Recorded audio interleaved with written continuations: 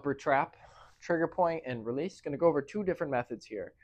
Here I have a barbell in a rack, and I have a lacrosse ball that we could also use against a doorway or a rack as well. So here we're going to start with the barbell variation for the upper traps.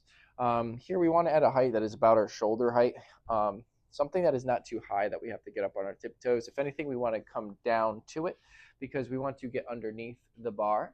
It is going to apply pressure right to our upper trap.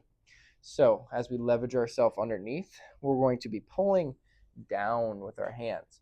That is going to create a smush, or we're going to create a pressure downwards onto our trap. We're going to hold pressure down onto the upper trap. Once you find a trigger point, we're going to hold. We're going to take the neck into lateral flexion, taking our ear to the opposing shoulder.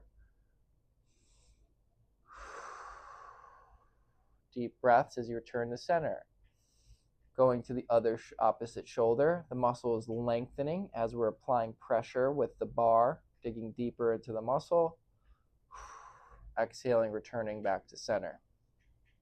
This is quite an intense method, so moderate it so it best fits your needs. Then we have the lacrosse ball. Here, we could use a rack or a corner of a wall. Corner of a wall might be a little bit better because you're going to have more surface area for that ball not to slip off of. On a rack, there's more likelihood that you might be running around chasing the ball if it falls down, but it is absolutely a good method. Here, we're going to take the lacrosse ball, we're going to place it right into the top of our upper trap. We're actually going to lean forward and into the rack or the corner of the wall. This is going to give us a way to moderate how much tension and load we're pushing into that upper neck area. Once you find a place that you can hold it, same concept. You're going to take your neck into lateral flexion away from the trigger point. Right now the trigger point's on my left.